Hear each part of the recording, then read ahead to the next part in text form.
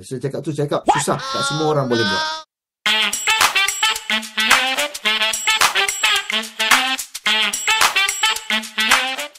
Mati pucuk, apa solusinya?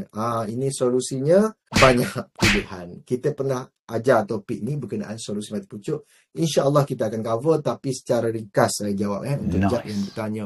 Antaranya adalah tahu dulu punca. Kalau tidak tahu punca sukar, tapi antara pilihan pertama adalah ubat.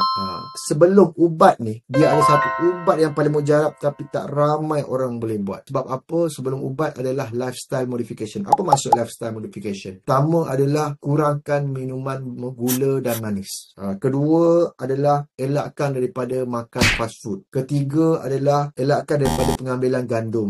Kurangkan lebih bagus. Keempat adalah berhenti merokok atau vaping.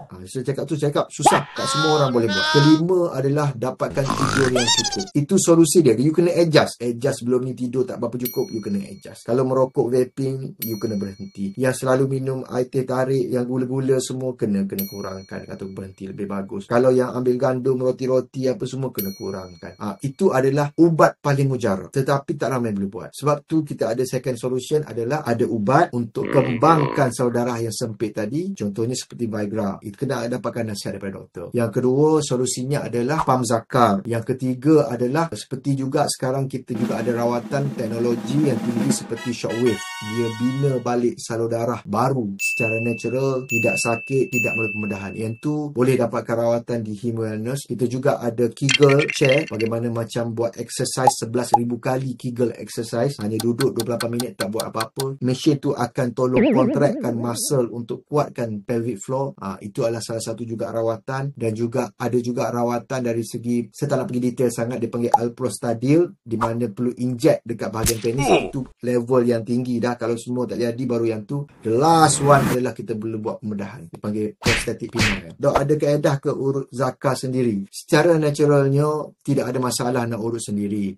Jelking boleh, tapi urut daripada pangkal hingga ke hujung boleh, tak ada masalah. Itu lebih kepada kita nak melegakan sahaja. Tapi tidaklah kata boleh menyebabkan akan jadi lebih besar, lebih panjang, lebih tebal. Tidaklah, dia lebih untuk melegakan. Jika ini disebabkan oleh kolesterol tinggi, adakah dengan jaga pemakanan sahaja kita dapat mengatasi ED? Betul, sangat betul. Sebab bila jaga pemakanan, macam saya sebut tadi, berkenaan dengan lifestyle modification. Jaga pemakanan, jaga tidur, jaga senaman, dia akan dapat mengatasi ED. Sebab ED ni ataupun erectile dysfunction ni, dia bukan disebabkan tiba-tiba, tak. Dia mesti ada punca dia. Sama ada orang tu kencing manis, menyebabkan ED. Orang tu disebabkan dia ada masalah kolesterol, baru sebab ED. Ataupun orang tu ada masalah darah tinggi, sebabkan ED. Orang tu pernah trauma, jatuh motor, slip disc, sebabkan ED. ED dia tidak tiba-tiba pump ED, tak.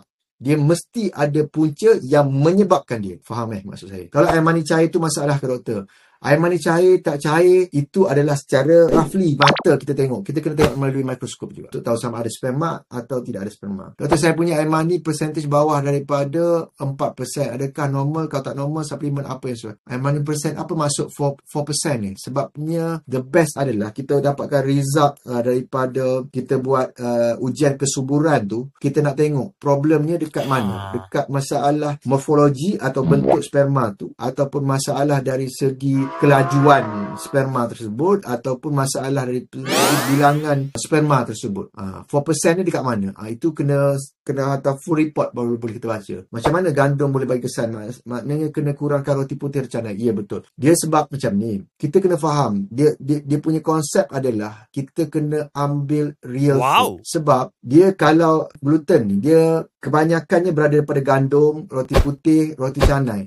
Dia akan menyebabkan insulin tidak sensitif. Itu masalah. Sensitivity of insulin. Itu jadi masalahnya. Bila pengambilan gandum yang berlebihan, yang di mana dia tidak bagus untuk tubuh kita.